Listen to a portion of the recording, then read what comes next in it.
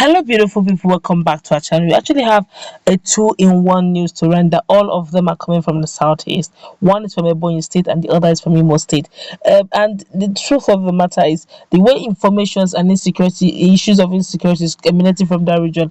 I just hope that we don't have an issue of the north, in case of the northeast replica coming out from southeastern zone. But before we go to the news report to find out what is going on in Imo State and the Ebonyi State that is the cause for concern, we'd like you to subscribe to our channel by clicking on the red subscribe button. Beside it, you will see a bell notification icon. Please go ahead, click on it to get notified as soon as we update our channel on YouTube. I'm trying to be as fast as I can, okay, so that we can merge this news, these two news in one very quickly. Governor, let's start with Imo State. Governor Hope Uzodinma of Imo State has assured the northern community in the state of the government's determination to protect them and their property. Also, Senior Special Assistant to Governor Hope Uzodinma on gender and vulnerable persons, men, and Gwakwan Hausa Shield of Hausa community in Imo State, Honorable Suleiman Ibrahim Suleiman described as untrue reports that houses are leaving Imo State. Yes, some hours ago they said about 100 houses are leaving Imo State because of insecurity. Now he's debunking that news. He described Imo State as the safest place for them to live. The governor, who also debunked the rumor that northern community in Imo are living in droves, said that they had no need to leave, adding that they are part and parcel of Imo State. This is where you live. This is where you do your business. You are stakeholders in Imo State. Nobody will drive you away. The governor Uzodinma told the leadership of the northern community, who paid him a courtesy visit in his office in Owerri. The leadership of the northern community said that they had to come to pay a solidarity visit to Governor Uzodinma and to solicit his continued support to them in the face of recent pockets of insecurity affecting them. Wow, that's serious though.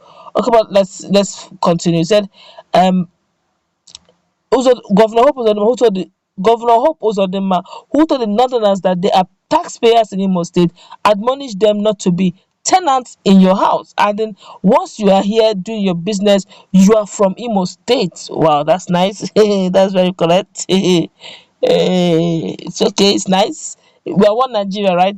Let's continue. Uzodinma reminded them again that they voted for him overwhelmingly. Okay, and that government has a program for them that will help them live well and conduct their businesses properly. He told them that the government had taken note of the development in their habitation and assured them that it will not happen again. This government has no time for nonsense. Don't go for self-help. The government will help you. No arrangement by any person or group will be stronger than that of the government. All we need from you is information. Pray for the souls of those who lost their lives, the governor informed the group. The governor alleged that those behind the attacks know that the northern community in Imo State is supporting him, adding that it was the reason they were being targeted. He quipped, "Those who are after you are after me, and God will not allow them to succeed." Uzodinma therefore promised to enhance the security in all places they reside in Imo State. Earlier, the leader of the delegation, Alhaji Adamu Baba Sule, told the governor that they came to give both moral support and pledge their solidarity. He said, regardless of the recent development, Imo State remains the most peaceful and most accommodating to the northerners in the southeast. He regretted that bad political leaders in Imo State conspired with others elsewhere to cause problems for the people, and pleaded with Governor Uzodinma to beef up security at their places of abode.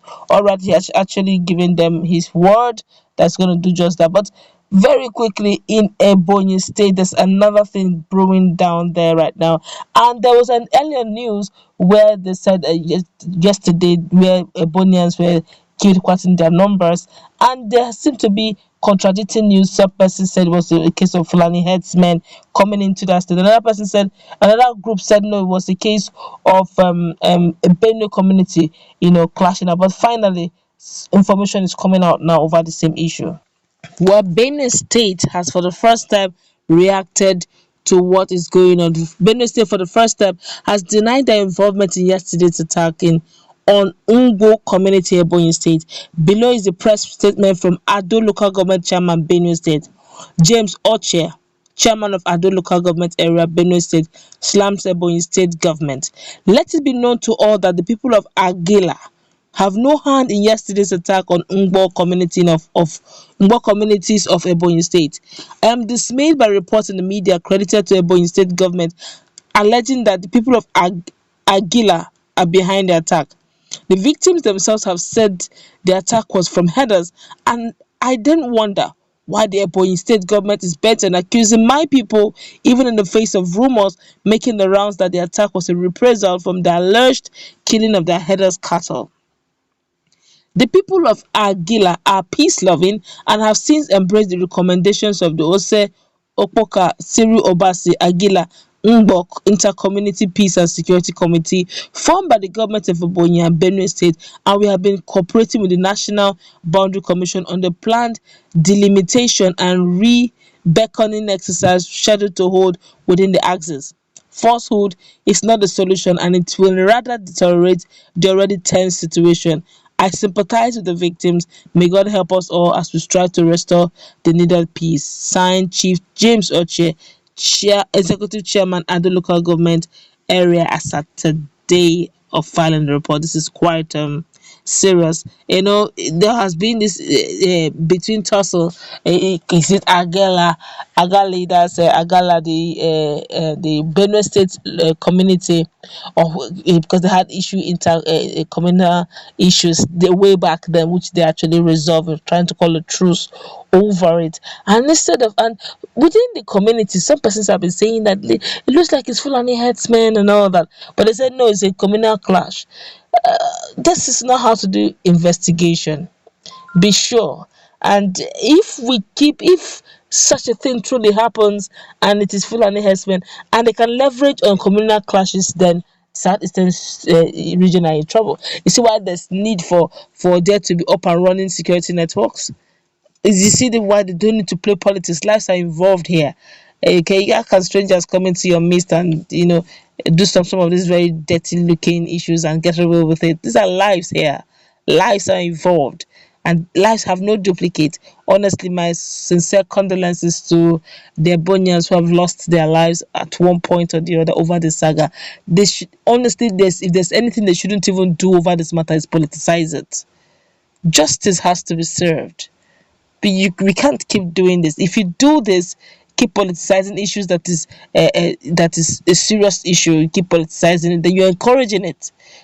Just the way kidnapping has become almost a normal thing in Nigeria, it will become normal and they won't be able to stand it. This is what we call ancestral land.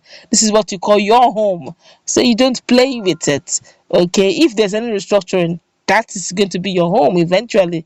Even if it's not restructuring, that's still your indigenous home.